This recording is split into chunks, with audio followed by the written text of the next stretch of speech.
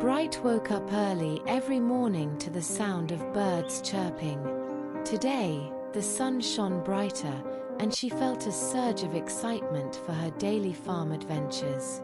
She grabbed her notebook, put on her sandals, and skipped out to explore. The farm bustled with life, clucking chickens, bleating goats, and buzzing bees. Near the anthill, Bright noticed a tiny ant struggling with a crumb. Curious, she crouched to observe. A gentle rumble shook the ground as the farm's mighty elephant, Jumbo, appeared. He stopped, watching the tiny ant. With a careful motion, Jumbo used his trunk to help the ant move its crumb. Bright gasped in delight. The ant waved its tiny antennae at Jumbo as if to say thank you. Bright laughed, imagining their conversation. Bright decided to draw this moment in her notebook, determined to share it with her friends. Why would Jumbo help an ant? Bright wondered aloud. Could it be that small actions hold hidden powers? Bright followed the ant as it carried the crumb toward its anthill. Along the way, she spotted other ants joining in. Later, Bright gathered her friends under a mango tree to share the story of Jumbo and the ant. Everyone listened intently. Her friends began debating. Could big creatures and small ones really help each other? Bright suggested they observe nature together. Bright led her friends around the farm to find more examples of teamwork in nature. They started near the beehives. Bright and her friends reached the beehives and watched as the bees flew in and out. "Look," Bright said. "The bees help flowers grow while collecting nectar." They saw a bee land on a flower, carrying pollen. The flowers wouldn't grow without the bees.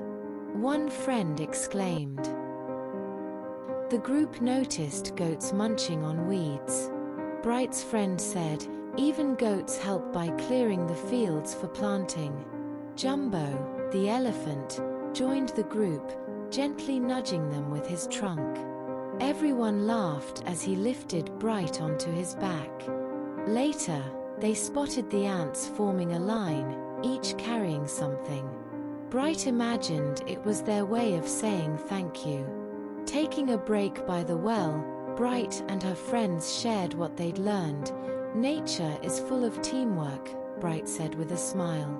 The kids decided to help out in the garden.